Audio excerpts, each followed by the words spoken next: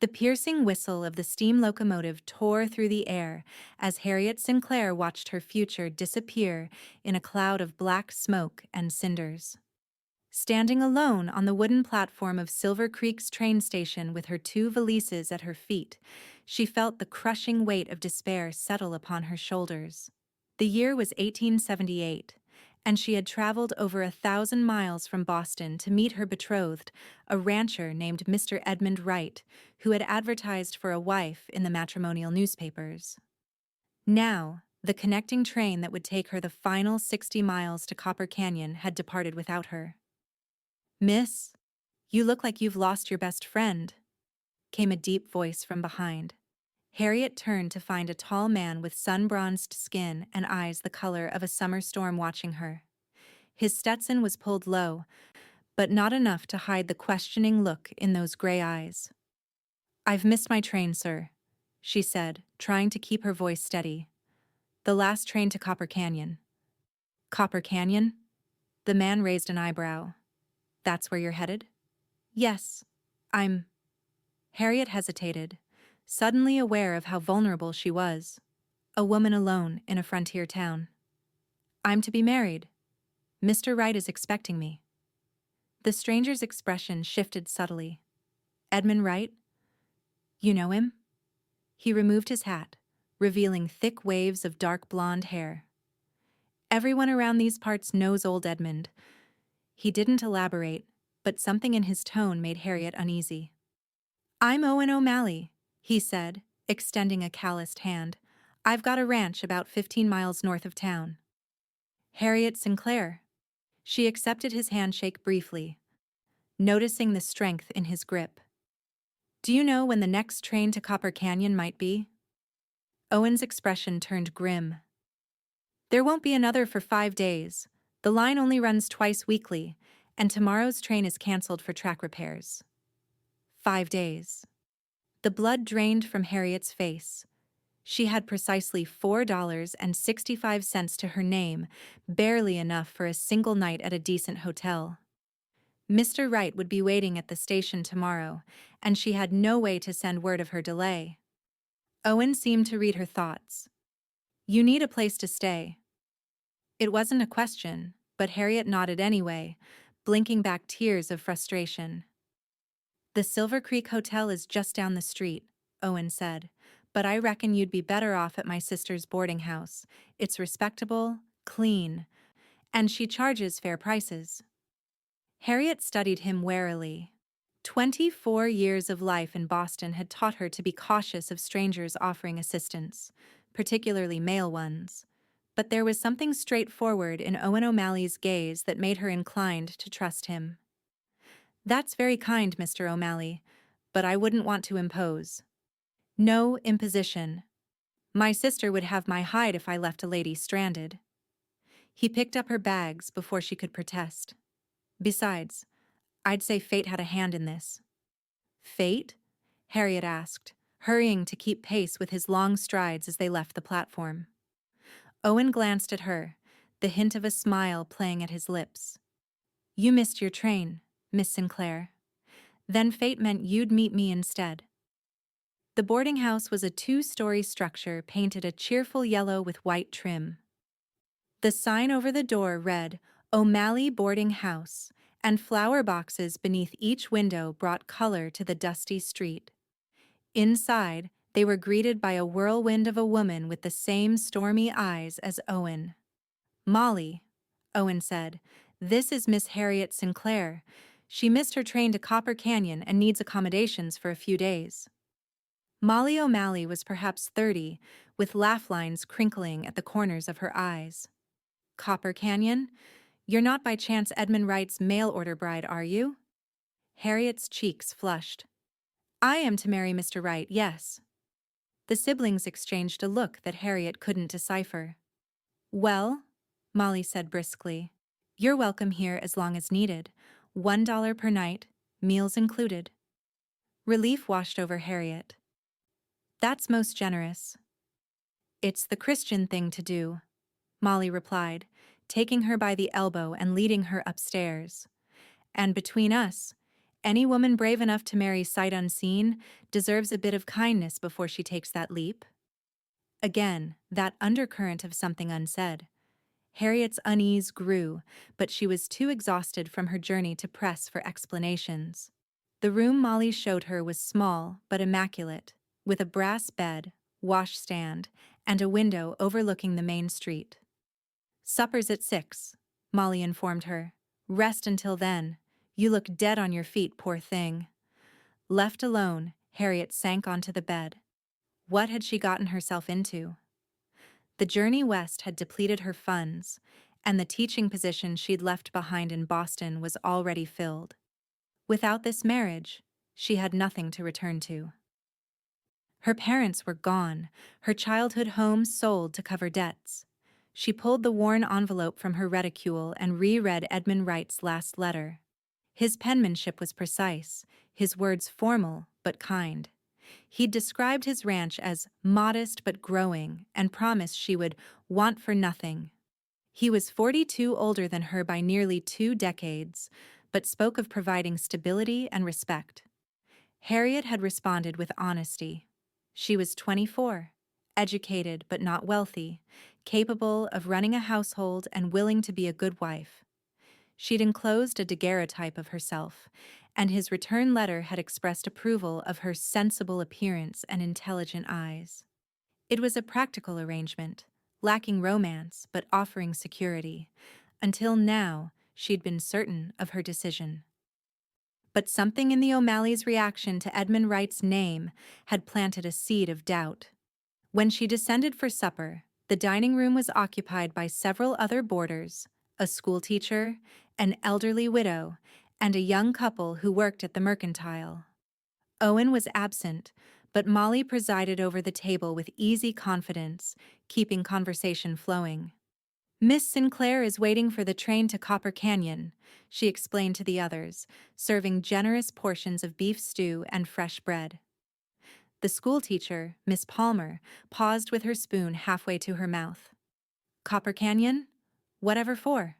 There's nothing there but the mine and—" She stopped abruptly at Molly's warning glance.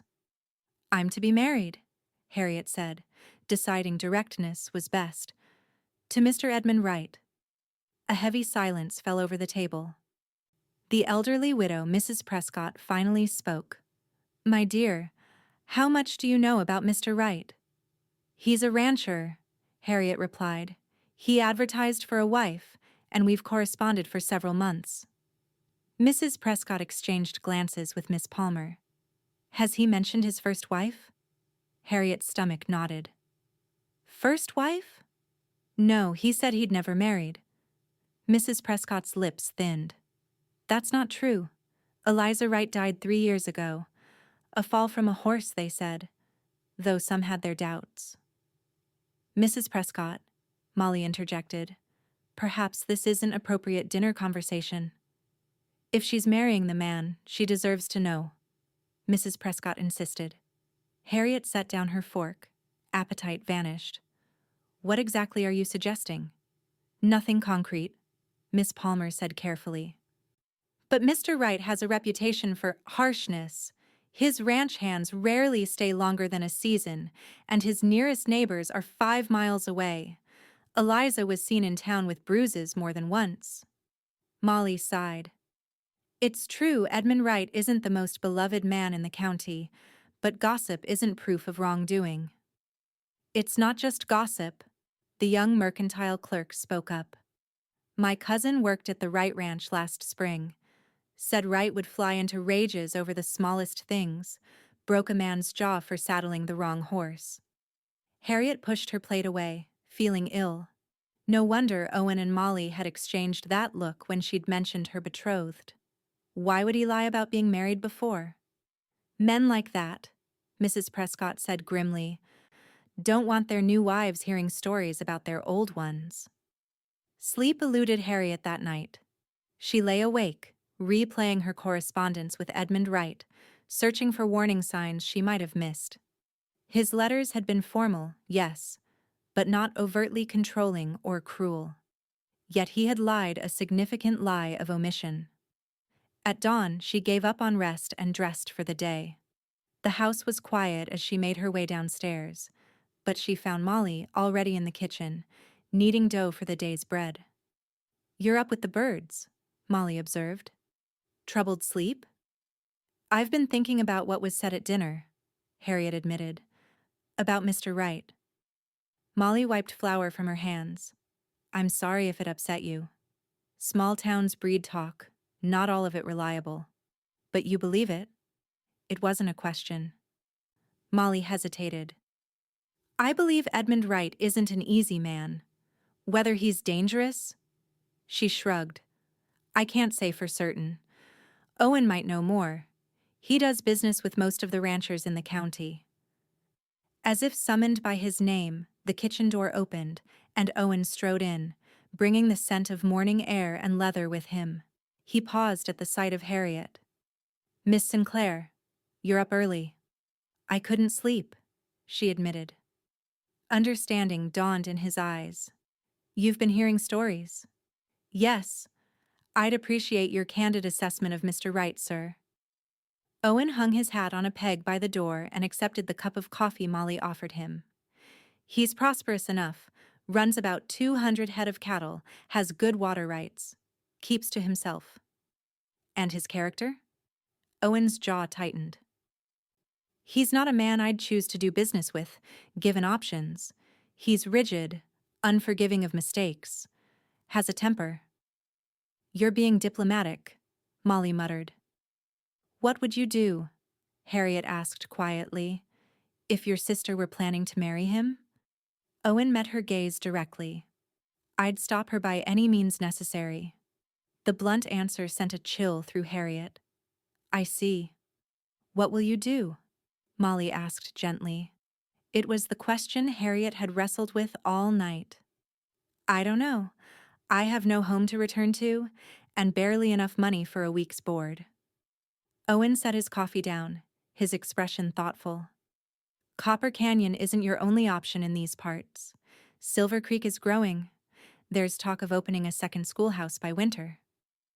"I was a teacher in Boston," Harriet said, hope flickering to life. "See?" Owen smiled. "Providence at work." Molly shot her brother a look. "The school board won't make any decisions until September at the earliest. That's 3 months away." "I have some savings," Harriet said, "but not enough to live on until then." Owen leaned against the doorframe, considering. "My foreman's wife just had twins. She's been helping with the books, but she's overwhelmed now. I need someone with figures and letters for a couple of months. Room and board plus wages." Harriet stared at him. "You're offering me a position? You don't even know me." "I know you've got education enough to be a teacher. I know you're brave enough to travel across the country to build a new life. I'd say that's a fair start." Molly was watching her brother with a mixture of amusement and exasperation. Owen's ranch is respectable. Despite his bachelor status, he employs 3 married couples who live on the property. The opportunity was unexpected but not unwelcome. Still, Harriet hesitated. "What about Mr. Wright? He's expecting me." Owen's expression darkened. "I can send word. Or you can write to him yourself." The thought of facing Edmund Wright's anger even through the buffer of a letter was unsettling. But the alternative, placing herself in the power of a man who'd already proven dishonest, was worse. "I'll need to think about it," Harriet said. Owen nodded. "Take your time. I'll be back for supper." After he left, Molly gave Harriet a searching look. "My brother doesn't usually involve himself in other people's troubles. You've made quite an impression." Harriet felt her cheeks warm. "He's just being kind." "Owen's kind to everyone, but he doesn't offer jobs to strangers passing through." Molly returned to her bread dough. "He's been alone too long. After our parents died, he took on the responsibility of the ranch and raising me. Never gave himself time to court properly." "He's a gentleman," Harriet acknowledged, "but my situation is complicated." "Life out here usually is," Molly said with a smile. But complications have a way of working themselves out if you give them time. By noon, Harriet had made her decision. She would not go to Copper Canyon. She would not marry Edmund Wright. The risks were too great, the warning signs too numerous. Owen's offer provided a safe alternative and time to establish herself in the community. She spent the afternoon composing a letter to Mr. Wright, explaining as diplomatically as possible that she would not be arriving as planned. She did not mention what she'd heard about him, merely stated that circumstances had changed and she felt it best to terminate their arrangement. Owen returned as promised for supper.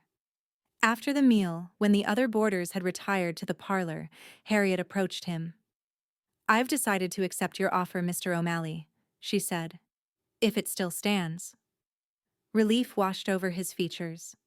"It does. And I think after all this, you might call me Owen."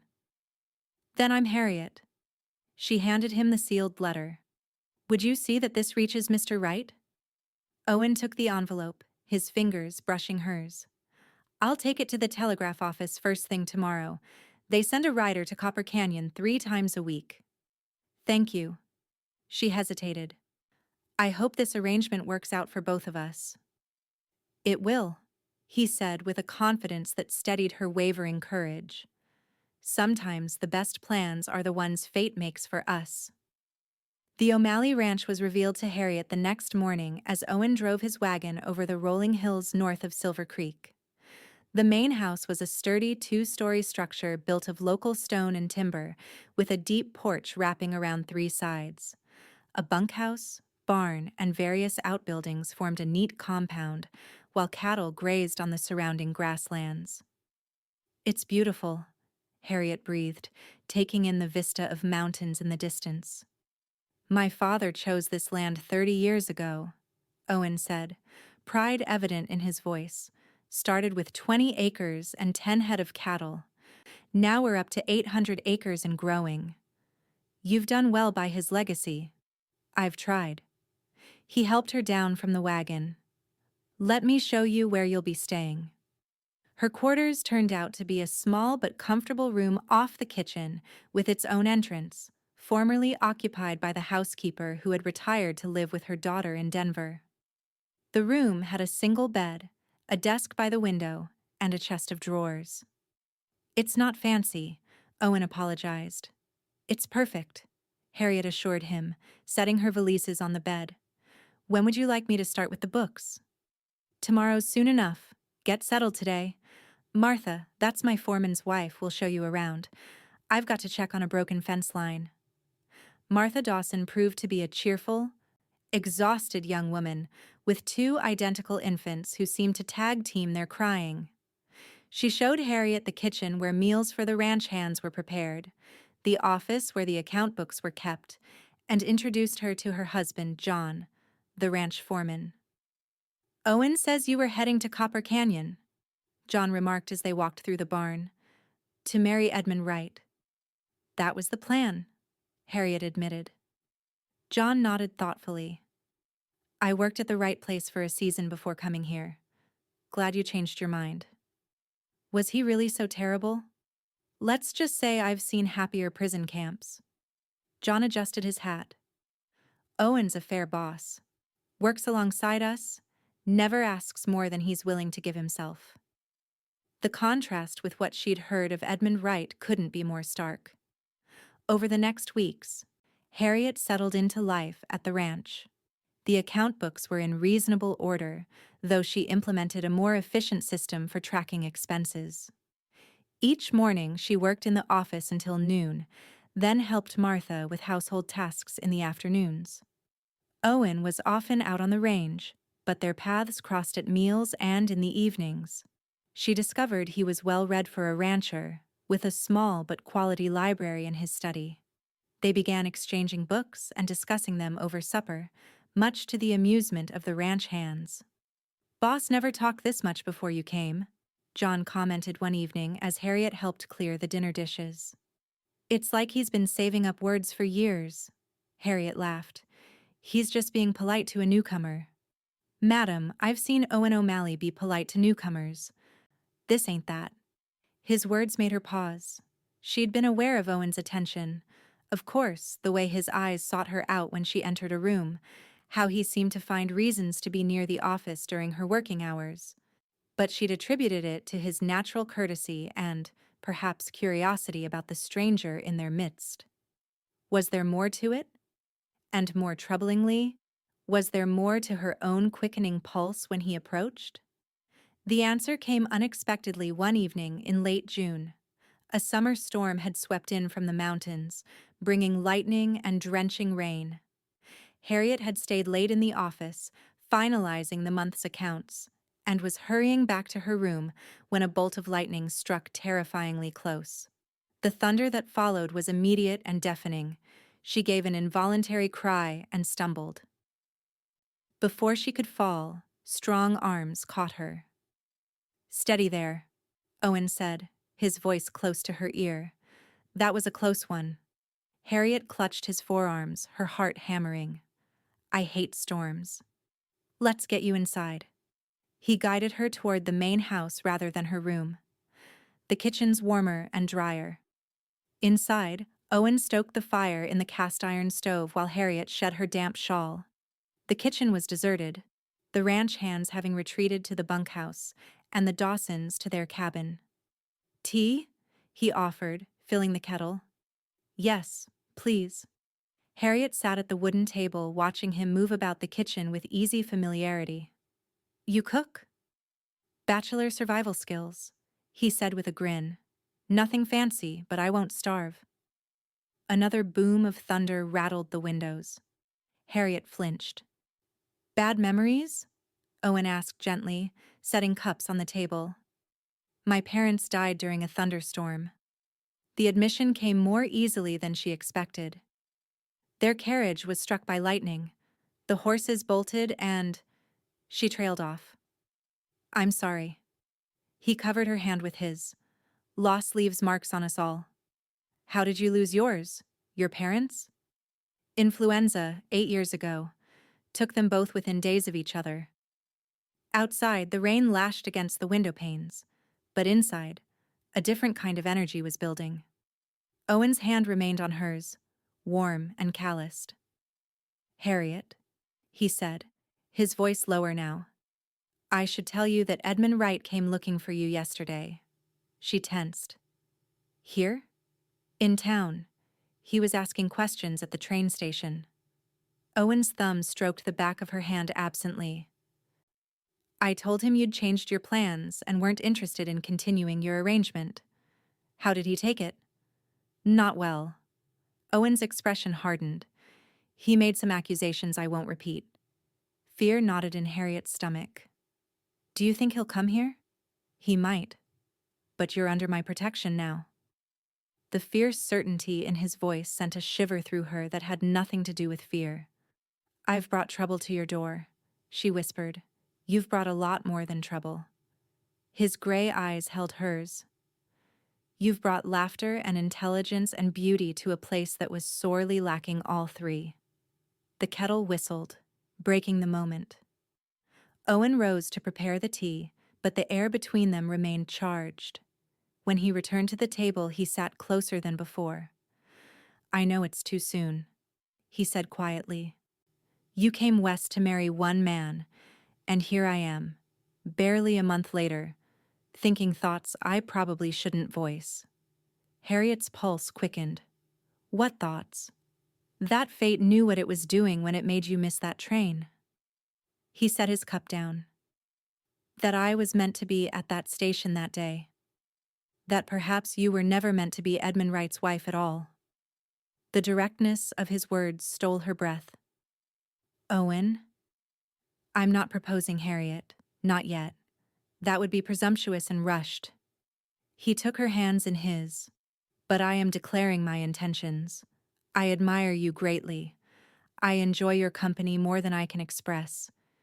And if you're amenable, I'd like to court you properly." A laugh bubbled up, surprising them both. "This is madness. We barely know each other." "We know the important things," he countered. "I know you're brave and resourceful. You know I'm hardworking and honest. We both value books and conversation. We laugh at the same things. Put that way, it did seem as though they'd learned more about each other in a month than many couples might in a year of formal courtship. Still, what if I decide to apply for the teaching position in town? I'd drive you to school each morning and bring you home each evening. His thumbs traced circles on her palms. Or build you a cottage near the schoolhouse if you preferred independence. You've thought about this. Every day since I met you. The storm outside seemed to recede, the kitchen cocoon-like in its warmth and intimacy. Harriet studied Owen's face, the strong jaw, the kindness in his eyes, the tiny scar near his temple from a childhood fall. She'd memorized these details without realizing it, just as she'd come to recognize his footsteps, his laugh, the way he rubbed his neck when thinking. "I'm amenable," she said softly. Joy transformed his features. "Truly?" "Yes." She squeezed his hands. "But I would prefer a proper courtship. Time to be certain." "Of course. Whatever pace suits you." He lifted her hands and pressed a gentle kiss to her knuckles. "Though I should warn you, I'm already certain." The following morning brought clear skies and an unwelcome visitor. Harriet was in the kitchen helping Martha with breakfast when the sound of approaching hooves drew their attention. Through the window she saw a rider dismounting a stocky man in his 40s, his face set in grim lines. "That's Edmund Wright," Martha whispered, clutching her dish towel. "John told me he was asking about you in town." Harriet's heart raced. "Where's Owen?" "Checking the north pasture with the men." Martha moved to the door. "I'll send one of the hands to fetch him." Before she could leave, heavy footsteps sounded on the porch, followed by a sharp knock. Wright didn't wait for an answer before pushing the door open. "I'm looking for Harriet Sinclair," he announced, his gaze landing on her immediately. "There you are." He was exactly as his photograph had shown, square-jawed with thinning dark hair and cold eyes. But the picture hadn't captured the barely restrained anger that seemed to radiate from him. "Mr. Wright," Harriet acknowledged, keeping the table between them. "I believe my letter explained the situation clearly." "A letter?" His mouth twisted. "After I paid your train fare? After I prepared my home for a wife? I deserve more than a letter." "Your train fare will be repaid," Harriet said, working to keep her voice steady. "As for explanations, I owe none to a man who lied about his past." Wright's face darkened. "What lies?" "You told me you'd never married." "That wasn't true." His laugh was harsh. "That's what this is about? Ancient history?" "A wife is not ancient history, Mr. Wright. Especially one who died under questionable circumstances." "Gossip and slander." He took a step toward her. "You've let these people poison you against me." Martha moved to Harriet's side. "Mr. Wright, I think you should leave. This is private property." Wright ignored her. "You made a commitment, Miss Sinclair. I expect you to honor it." "The commitment was based on false information," Harriet countered. "It's null and void." "That's not for you to decide." Another step forward. "Get your things. You're coming with me to Copper Canyon." "She's not going anywhere with you." Owen stood in the doorway, his expression thunderous. John Dawson and two other ranch hands were visible behind him. Wright turned, his hand moving toward his belt where a revolver was holstered. "This isn't your concern, O'Malley. You're on my land, threatening a woman under my protection," Owen said evenly. "That makes it my concern." The tension in the room was palpable as the two men faced each other. Wright's fingers hovered near his gun, but Owen stood relaxed, seemingly unarmed. "You have no claim on her," Wright growled. "Neither do you." Owen's voice was steel wrapped in silk. "Miss Sinclair has made her choice clear. Accept it and leave peacefully." For a moment, Harriet thought Wright would draw his weapon.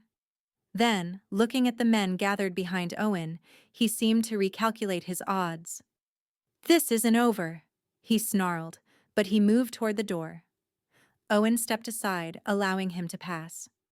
"It is over, Edmund," Except that before you do something you'll regret. Wright stomped out to his horse. As he mounted, he fixed Harriet with a malevolent glare. No decent man will have you after this. You'll regret choosing a pauper's protection over a real man's home. Owen's hand shot out, catching Wright's reins. Insult her again, and you'll regret it far sooner. Something in Owen's tone must have convinced Wright of his seriousness.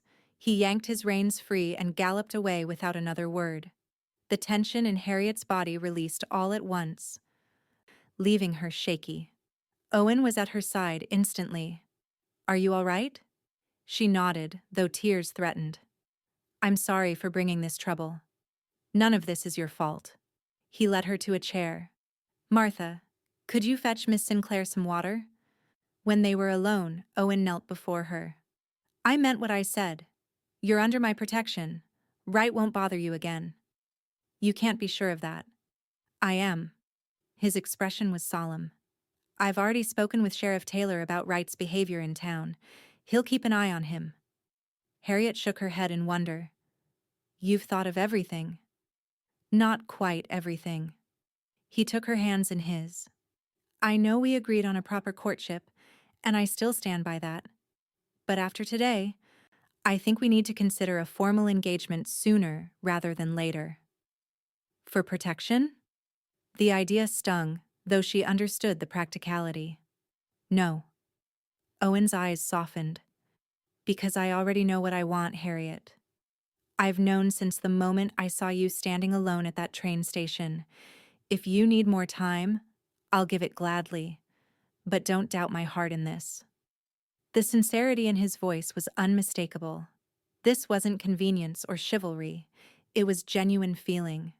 And if she was honest with herself, her own heart had made its decision long before today's confrontation. "I don't need more time," she said quietly. "Not when I'm already certain, too." Joy blazed across his features. "Truly? Truly?" She smiled through tears. "It seems fate knew better than either of us." Summer bloomed into autumn, and Silver Creek prepared for its harvest festival. Harriet, now the town's second schoolteacher, had spent the morning helping her students decorate the schoolhouse for the celebration. As she pinned the last paper garland in place, she felt strong arms encircle her waist. "Mrs. O'Malley, you're a sight for sore eyes," Owen murmured, pressing a kiss to her neck. They had married in August, a simple ceremony in the town church with Molly as maid of honor and John Dawson as best man.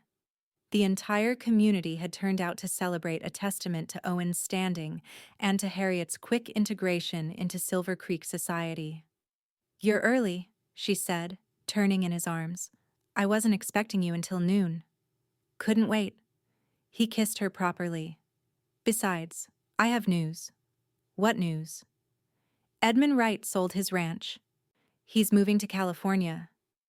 Relief washed over her.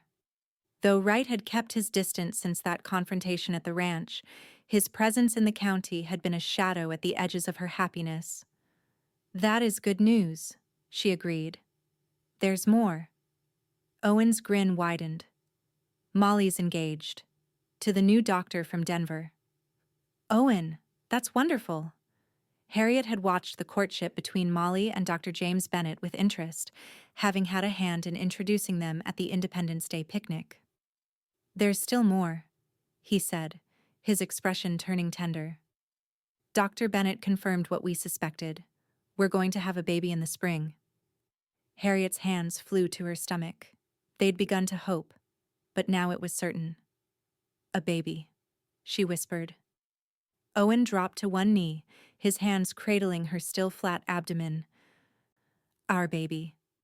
As he looked up at her with wonder and love, Harriet thought about the train she had missed, the journey she hadn't completed, the man she hadn't married. What had seemed like disaster had been destiny in disguise. "Do you ever wonder?" she asked softly, stroking his hair. "What might have happened if I hadn't missed that train?" Owen rose, pulling her close. "I don't need to wonder. I know exactly what would have happened." "Oh? Are you a fortune teller now?" "No." He kissed her forehead. But I would have found you anyway. Some things are meant to be, Harriet. Some loves can't be derailed even by perfect timing. She laughed at his play on words, her heart full. Then I'm glad fate decided to give us a shortcut. Outside, the church bells began to ring, announcing the start of the harvest festival. Hand in hand, they walked out into the autumn sunshine, toward the future that fate and their own brave hearts had built for them.